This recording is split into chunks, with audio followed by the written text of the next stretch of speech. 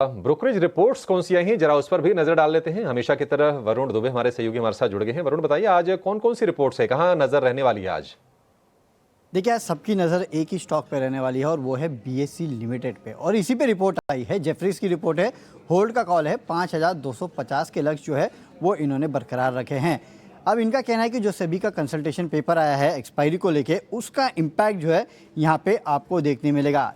और इन्होंने पहले ही कह दिया था कि इसका मतलब ये है कि एनएसई जो है अपनी एक्सपायरी को शिफ्ट करेगा थर्सडे को, जो कि एनएसई ने ऑलरेडी ऐलान इसका कर भी दिया है कि अब वो मंडे की एक्सपायरी जो है वो नहीं रखेंगे। तो इसका मतलब एनएसई की थर्सडे को होगी, बीएसई की जो है वो ट्यूसडे को होगी।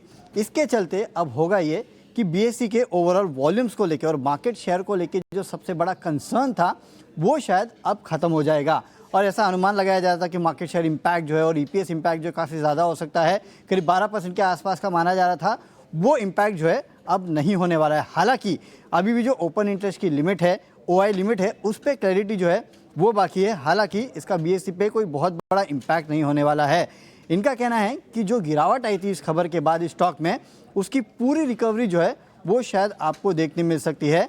रिस्क और बेटर मार्केट कंडीशन जो है उसके चलते यहाँ पे एक री रेटिंग जो है अब शायद बीएसई लिमिटेड की हो सकती है। तो आप यहाँ पे नजर रखिएगा। होल्ड का कॉल है 5250 के प्राइस टारगेट के साथ। ठीक है, 5250 के टारगेट के साथ होल्ड की सलाह है उस पर, जेफरीज की बीएसई पर।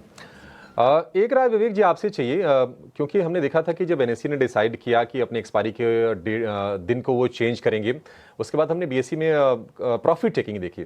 मतलब काफ़ी ज़्यादा चला भी था, थोड़ा सा वैल्यू करेक्शन हुआ, 4000 रुपये के आसपास आए, फिर हमने देखा कि बाइंग वहाँ पर लौटी और अब ये बोनस इशू पर कंपनी विचार करने जा रही है। किस तरह से देख रहे हैं सेबी के इस कंसल्टेशन पेपर को, और बीएसई में क्या फिर से बाइंग स्टार्ट कर देनी चाहिए? क्या व्यू है आपका? रनअप के बाद ये नहीं है कि आपको जो पहले से बीएसई रिटर्न दिया था वैसा आपको देने वाला है। ठीक है, 7-8%, 10% यहाँ वहाँ इतना ही मूवमेंट मेरे को देखने को मिलेगा लग रहा है।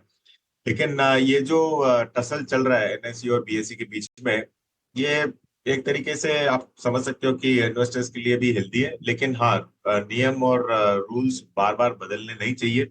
बहुत ज्यादा कंफ्यूजन होता है।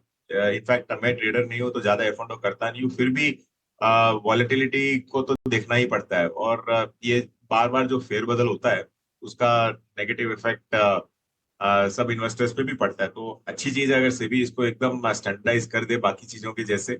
और ये नहीं कि आप रूल्स एंड रेगुलेशंस बदलते रहो, और कंपटीशन करना है तो विद इन उस रूल्स एंड रेगुलेशंस ही आप करो। और एक और चीज बीएसई के लिए ये फायदेमंद है कि एनएसई का आईपीओ वापस डिले हो सकता है करके एक न्यूज आई हुई है, क्योंकि सेबी का वहां पे भी कुछ रेड फ्लैग्स वापस आया है। तो ओवरऑल बीएसई के लिए पॉजिटिव है। और अगर जैसे चल रहा है वैसे ही रहता है तो थोड़ा बहुत वॉल्यूम बीएसई पे डेफिनेटली आना चाहिए। और जो ये इंटरऑपरेटेबिलिटी लागू हो गया था उसका फायदा अभी तक बीएसई को मिला नहीं है। तो सेबी को ये भी देखना होगा कि मोनोपोली वगैरह कोई भी एक्सचेंज नहीं करे और दोनों एक्सचेंज रहे, ये इन्वेस्टर्स के फायदे के लिए रहेगा। नहीं, बात बिल्कुल ठीक है। देखो, इन्वेस्टर्स का फायदा तो होगा, बट ये